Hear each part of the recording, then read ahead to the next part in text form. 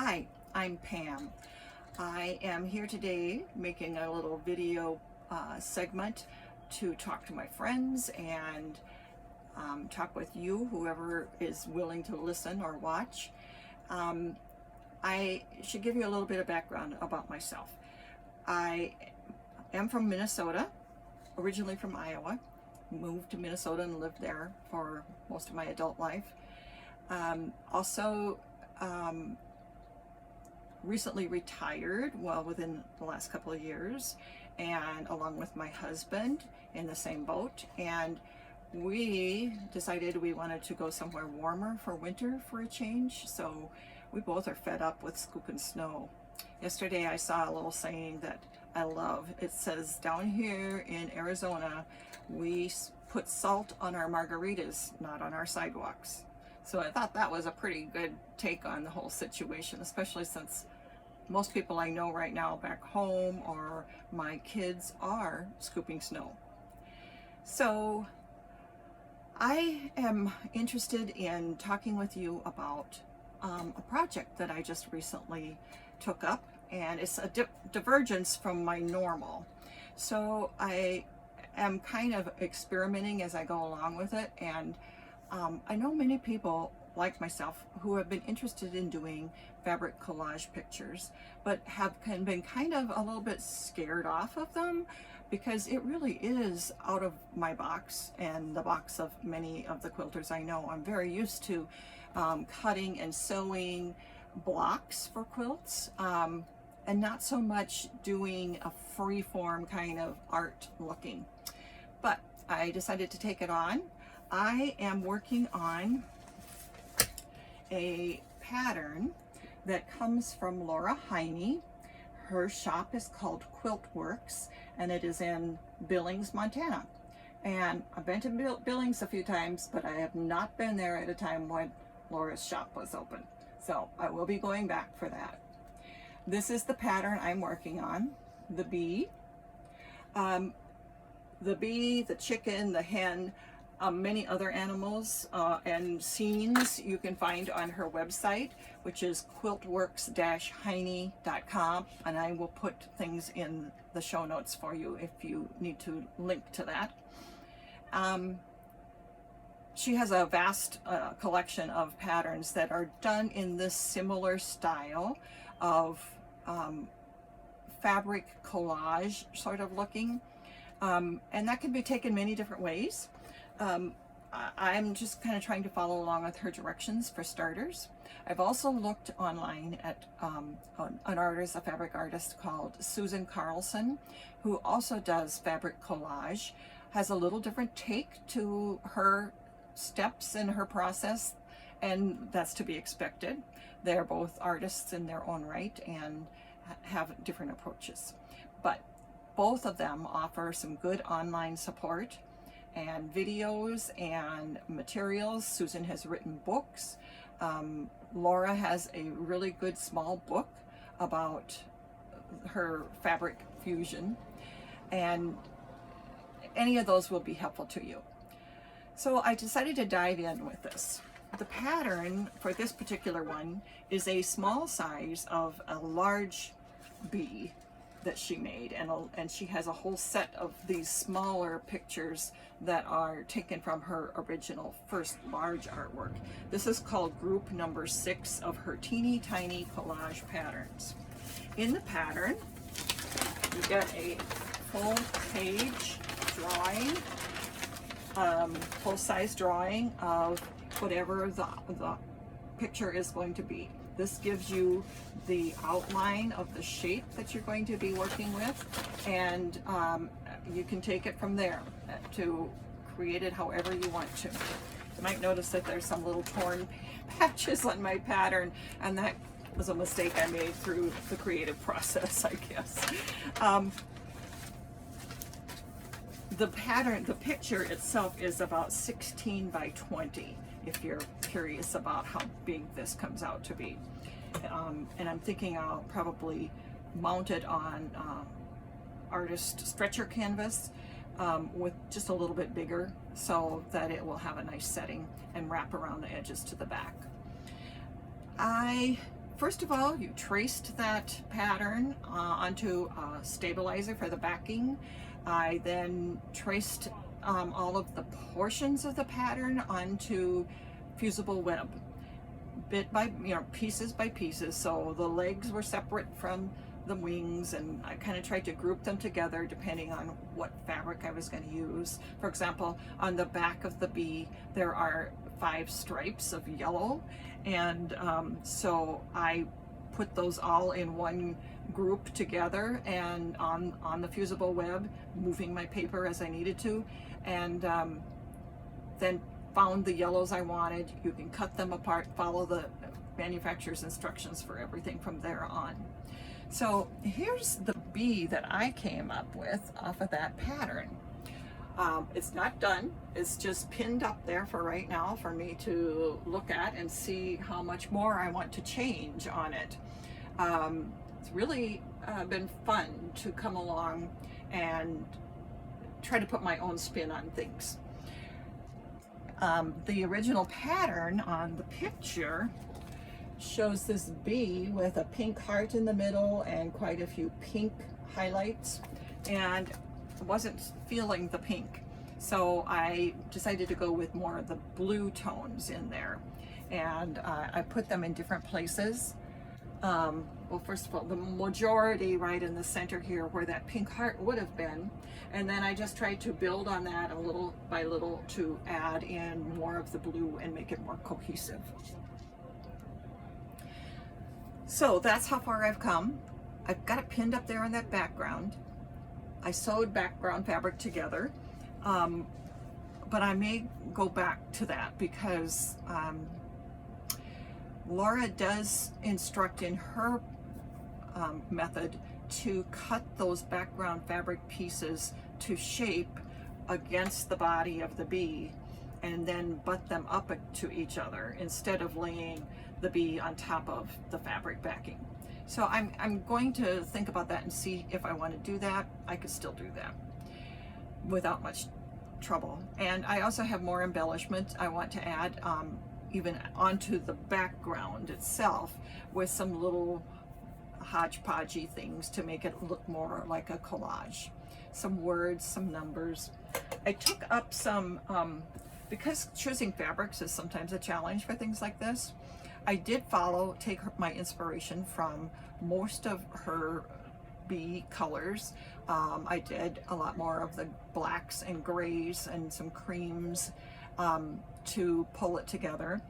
But then I also figured out there's another way to approach this too, and that is to take a swatch of fabric that you want to pull into it and put fusible web on the whole back of the fabric and then cut out the portions you want, rather than tracing the design, putting it onto fabric and cutting out that design, for example the eyeball or a wing. So this is what that kind of looks like. This is a blueberry fabric that I think I got in Maine a long time ago, and I applied fusible web to the back of it. It was like a rectangle of fabric that I had pulled out of the main piece, and then I cut into it to find little pieces that I could put on the bee in different areas. So that's fun to do. This is an example of the part of the yellow. This is an example of what it would look like if you traced from the pattern onto your fusible web, fuse it to the back of your fabric, and then cut out the pieces from the web and fabric together. Then you peel off the paper backing and it is again fusible when you stick it down. Here's another example of things that I want to add to the background, probably, most likely. Fabric or little words and things like that. I have a lot of fabrics at home with words and numbers and so forth, and so I put some fusible web on a section of that fabric, cut out the portion that I wanted to use, and saved the rest. It does kind of make some hodgepodge of leftovers, like this bag full of stuff, that are all pieces that I was thinking about using, some that I did use, some that I didn't use, some that I might still use. Now this color, for example, I would really like to put that in there somewhere, so I'm probably going to try to pull that in somehow. Things like this. I would like to put some things like that onto the background fabric. So we'll see how it all goes. It's not done yet, and that's one of the hard things with this, is figuring out when it's done. I just realized I was sitting here and cutting and looking and ironing, and I kept adding things and then didn't think that was right, so I'd take something off and I'd add something else. I'll talk a little bit about the fusible web in a minute, but the fusible web, the best kind to get is the kind that is a double-sided fusible, and it's a tacky surface, so you can stick it down like a post-it note until you've decided that's the right place to put it, and then you can move it in between times, and once you've got it all set up, you can press it, steam press it with a hot iron, and it will stay in place. So I am going to run over some of the supplies. Laura on her pattern has a very thorough supply list on the back, and 2 large pages of directions that will take you step by step, in addition to other directions online. So her materials list is most of it is what I used, but there's a few places that I diverged from her list, mostly because I didn't have those things on hand, or I wanted to try something different, or I just diverged for one reason or another. So I'm going to tell you about that a little bit, some of the things that I changed. Okay, one of the things that I really really appreciated when I was doing this was some good scissors. Oh, I love scissors. I collect scissors at home, but I brought along very few scissors. I brought along the ones that I knew what I would need for this. So the best one I have found for cutting out pieces of applique is called, it is designed by Karen K. Buckley. And I'm not sure if you can read that or not, but she has different sizes of this. This is about a medium size. She has little ones and bigger ones, and they have a very nice sharp point. They have tiny serrations on the blade if you feel it like this without cutting yourself, and that helps to hold the fabric still as you're cutting the edges, and it makes a neater cut. Applique artists love this kind of scissors with that little serrated edge. You'll also need a much littler scissors, and I just took this pair, which is just a little embroidery scissors. Again, has a very nice tapered tip, and that's handy for getting into the small spaces. The foundation. Now in Laura's pattern, she recommends using a product called Pattern Ease for the foundation. And I've used Pattern Ease, and I have Pattern Ease. It's great for tracing out, even if you're going to do clothing patterns or something, to trace your own size off of a pattern onto this Pattern Ease, because it's a very thin interfacing, and you can see right through it to get your pattern going. I had heard about another product that I wanted to try out, so I did, and this is what it looks like. As you can see, it's a very thin interfacing. It's a non-woven, it's not fusible. Has to be sewn or pinned or add some fusible to it. It is called Whisper Light Tracer Foundation, and it comes from Thistledown Quilts. Their website is thistledownquilts.com, and I ordered it online from them because I had not seen it in any stores or anything. It's very easy to draw on with a pencil. You can use a marker or anything, but a pencil works just fine. So that's what I used for this one. And I cut a piece that was larger than what my bee was going to be, and used that as a stabilizer foundation piece to put everything onto. So I did, to start out with, I traced the outline shape of that bee design onto that backing foundation piece of interfacing, laid that down on my table, and then started laying shapes onto it within roughly the outline that I had drawn. The next thing you will appreciate if you're doing this is an applique pressing sheet. This Laura recommends the Goddess sheet, and I got one of those, luckily. It is made by the Misty Fuse company, and that is mistyfuse.com, MISTYFUSE. It's this. It's like a thin Teflon-y sheet. Stuff doesn't stick to it. Some, if you write on it, a lot of things don't show on it. And it's very easy to clean off. If you do get some of this adhesive from all of the fusible web onto this, you can wipe it off. I use this underneath my large stabilizer piece because if I tried to iron onto just that interfacing piece, the fusible went through. And that's why my paper pattern is a little bit torn, because I was laying it onto that. And some of the fusible went through the stabilizer and stuck onto the paper. So then I just had to rip it apart a little bit.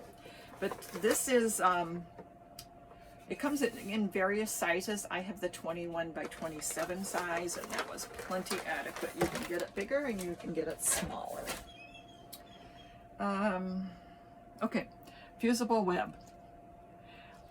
This had me a little bit confused because there's some similarities in names between different brands, and I was getting what I thought I was supposed to get, but it wasn't. I started out, and I ordered some of this Pellon product that's called Light Easy Steam 2 with the Roman numerals. And it is a lightweight fusible web. It's double-sided with tacky adhesive on both sides that will become permanent when it's ironed down. It has a little blue grid on it, and that can help you reference areas if you need to, or you can just ignore that. And that's the side that I have chosen to draw on both of these products if I use them, the side that has the grid on it. The other product I have here is the one that Laura actually recommends in her pattern, and it is, this is on the roll, so the name isn't all in one spot, but it's Steam a Seam 2 with the digit 2, not the Roman numeral. This is made by the Warm Company, a different manufacturer. Again, it's very lightweight, has instructions on the label or online. It also has a grid. This one is a yellow dashed line. So that can be helpful to you. I kind of use that as my reference of, I'm going to draw on, make my pencil marks or lines on this side, and I keep it straight that way. To use both of those products, you need an iron, and because I'm traveling, I don't have a full-size iron or ironing board with me at all. So I will show you what I have been ironing with, and that is a travel iron. There are many different kinds of travel irons and brands of travel irons, and I've used several different brands also. So use what you have, you can get your hands on. This one will steam. Not all of them have steam ability, but and for the final steps of this, I would need to use the steam, but I probably will be doing that after I get back home and I have my other larger steam iron. But this is kind of a nice little one. It's from, you can't really see it so much there, the Oliso company, and they are the ones that make the large irons that have the little stilts on them that go up and down when you're using it. And that iron is always in the horizontal position. It is not meant to sit up on the heel in a vertical position. This is the same way. This does not have a good heel to set up on. It's got the cord right in the way if you wanted to set it up that way. It comes with this little pad. One side of it has an area so you can snap it onto the iron face when you're transporting it, and protects the face of the iron. The other side, if you flip it over, is meant to be used like a hot pad, and set your iron on that when you are using it, instead of trying to set it upright. Works great. This will, I tell you, though, you will still get heat conducted through to whatever is beneath this when you're setting it on a counter. So make sure you have it set on something heat proof, like you know, a part of the ironing board, or another silicone pad, or whatever is handy for you in your situation. It does do steam very well. I haven't used that on this trip so far. So that's the little iron I have. Nice to have. A little bit more expensive than some of the travel irons. I've actually gotten some of my best travel irons at secondhand stores. Two of them that I think they're just wonderful little travel irons. They don't do steam well at all, but they are very good. Also, for the ironing portion of it, I always like to use a wool pad. Many of you are familiar with this, some of you may not be. This is a layers of compressed wool fibers, natural wool, and it's cut into sheets in various sizes that you can purchase online. You can just do a search for wool ironing mat. This is the kind that's really great for traveling. At home, I have a larger size that fits my ironing board. They really help with holding onto and reflecting some of the heat of your iron back up onto whatever it is you're ironing. It also has a little softness to the surface. If you are doing embroidery or cross stitch, it's really nice to lay that face down on the pad and press it from the wrong side. It really preserves your stitches without distorting them. Gives a really nice press that way. And when it's combined with steam, it is really good at removing wrinkles. The only other thing I would say that you might want to think about, this won't apply for everyone, but if you have some vision problems, tracing some of these things might be a little bit harder. So I do have along a little light mat, a light pad it's called, and it's really thin. It's like less than 1/4 inch thin, and this is just the A4 size, which is 9 by 12. And I bought this online when I saw some kind of a special on Amazon, and it works well. You do charge it up with a little port here that you can hook either to a plug-in with a USB port, or use an adapter. It does come on, makes a really nice bright light. It comes on really easily and changes brightness levels. And it doesn't break so far. All right, so that's really getting down to most of what I have thought about talking to you about. So I hope that some of you will think about trying out a new project like this. I've learned a lot by doing this, and that's the way we learn, is by trying new things. Just like, you know, traveling in this trailer was a whole new thing. We have camped a lot before, but we had never owned or used a trailer like this. The other most comfortable camping we ever had was a pop-up trailer. And before that, we always did tent camping. Took our kids along from the time they were babies, and you know, both of them now like to camp. So that's been very fun to see them carry on that tradition. I learned it from my mom and dad. Bob didn't get that in his family. He came from a very large family, and they just did not take vacations like that. It was not really practical for them to go out on a camping trip.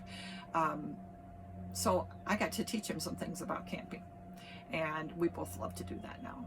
This is, you know, very luxurious camping for us. It's very nice. We have everything we need here in less than 200 square feet, and we still have our home, so I always know I can pick up stuff at home when we return there and restock the trailer as needed, change projects, whatever I want to do. So it's been a real nice day here today.